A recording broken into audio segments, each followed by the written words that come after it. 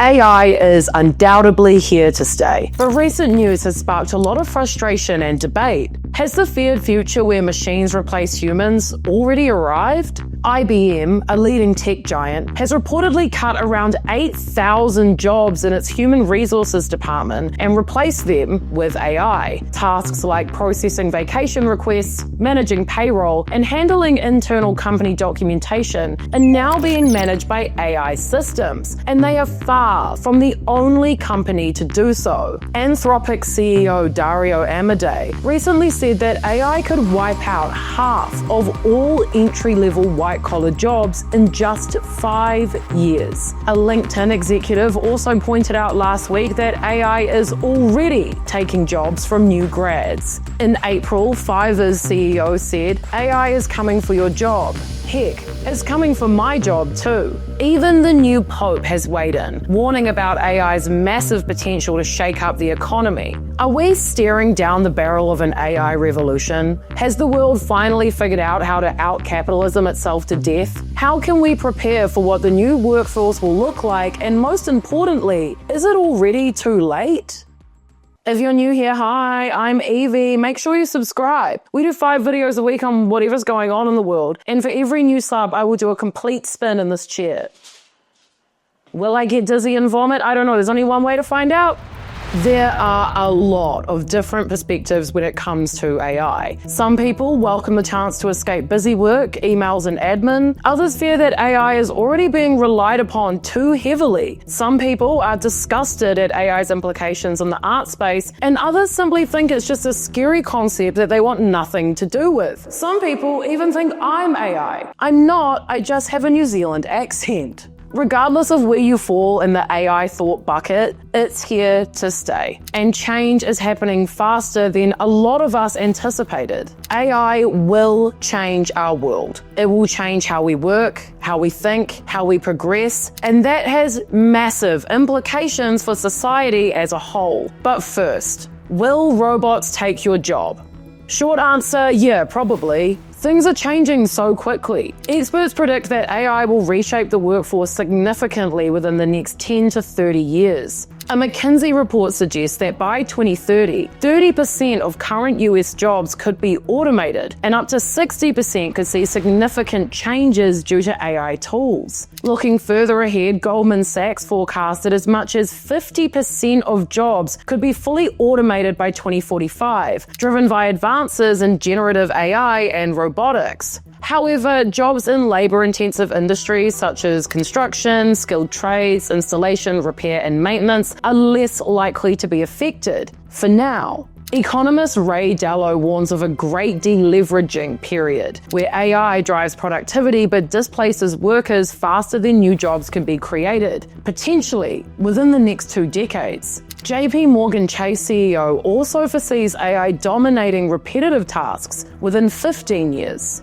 The impact of AI on jobs will vary widely across industries and roles. Some positions such as data entry, scheduling, and customer service are already being rapidly replaced by AI tools like chatbots and robotic process automation. Think about it, right? On a day-to-day level, even when I'm like shopping for clothes or checking out something online, there's a little AI chatbot available to help me. Then you accidentally order the wrong size shoes and it's physically impossible to get in touch with a human to sort it out. For the company, this is easier, cheaper, and more hands-off. But chances are there used to be a team of humans who managed customer interactions and could find my correct shoe size for me. So realistically, if you work in data entry or a customer service role, any role where you're mostly just doing emails, your job is likely on the line. Many of these type of jobs are entry level in the white collar space, as well as creative industries like journalism, graphic design, and film editing. All of this meaning AI is creating a huge barrier to entry for new graduates, young people who didn't have time to prepare for a new world. Universities haven't had had time to adjust their teaching, so millions of Gen Z job seekers are heading out into a workforce who have little use for their skills and view them as expensive and expendable. It's an emerging crisis that many are blaming on corporate reliance on AI. Recent data shows AI's impact on jobs is already noticeable. Unemployment for recent college grads in the United States has jumped to 5.8%, with tech-heavy fields like finance and computer science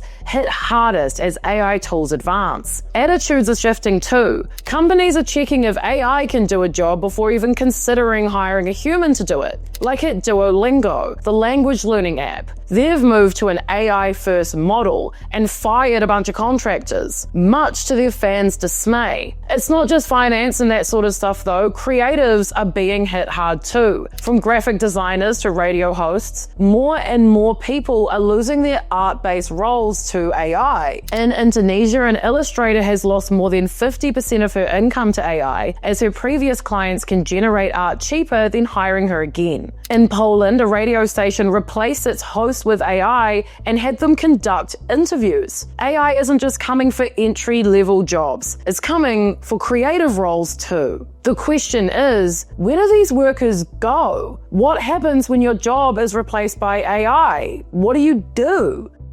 The obvious answer is go on unemployment, or you take a job in a field you didn't study for likely less pay. And again, let's just be realistic. If you graduated this week with some sort of programming or coding degree, and there are essentially no entry-level jobs available to you, what else can you do except retrain, study something else, or go on unemployment? Apparently, there is one way out. Get good at working with AI. The if you can't beat 'em, join 'em approach. At the 2025 Milken Institute Global Conference, NVIDIA CEO Jensen Huang encouraged embracing AI rather than fearing it, saying, "Every job will be affected, and immediately. It is unquestionable. You're not going to lose your job to an AI, but you're going to lose your job to someone who uses AI." Meaning the choice whether to embrace AI or not is no longer yours to make. You will have to, if you want to create a life for yourself that has any similarity to the lives your parents built. Even with this considered, there is a huge looming question for the future of society.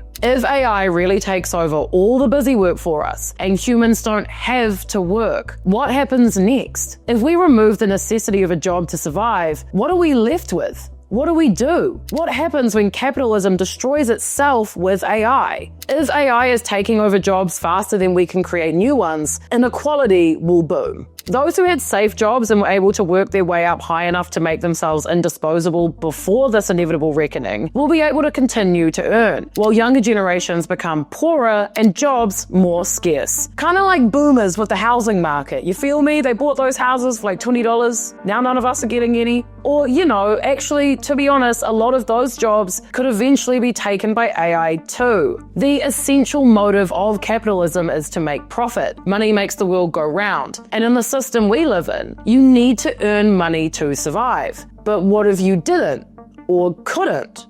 A popular conclusion is that UBI will be implemented. Some are even saying it's inevitable, or that AI is the catalyst to finally see the idea come to fruition. UBI, or Universal Basic Income, refers to unconditional payments made to citizens designed to cover or contribute towards the basic costs of living. The idea goes all the way back to the first Industrial Revolution, where there were worries that industrialization would lead to large-scale human unemployment, resulting in civil unrest. Kind of like now with AI.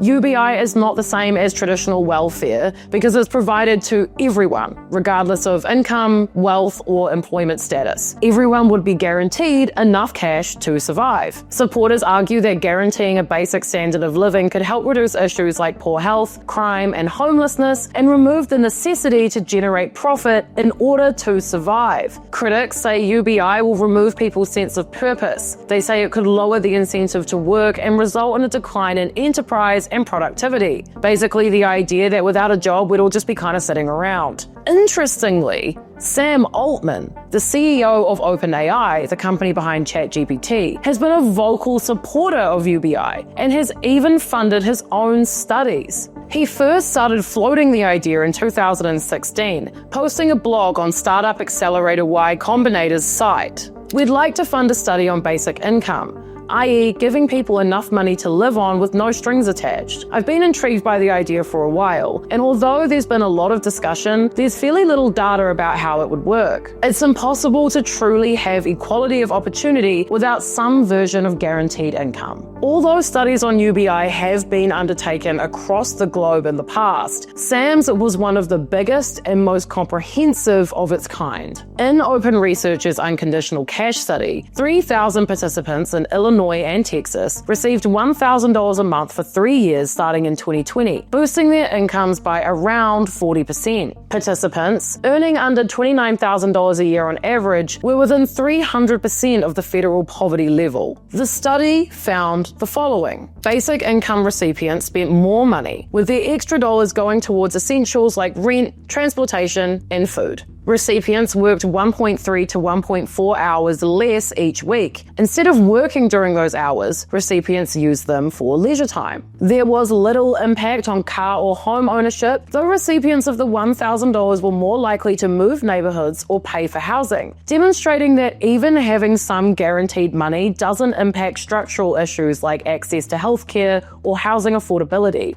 Recipients were more likely to want to have a budget and advance their education, especially in their third year. I spend a lot of my time researching hyper-rich people and their families, and a theme that I've noticed is when money is abundant and almost all traditional obstacles are removed, a lot of them choose art. They choose to create. And I wonder if we do end up in a post-work world where AI does everything, will we do the same?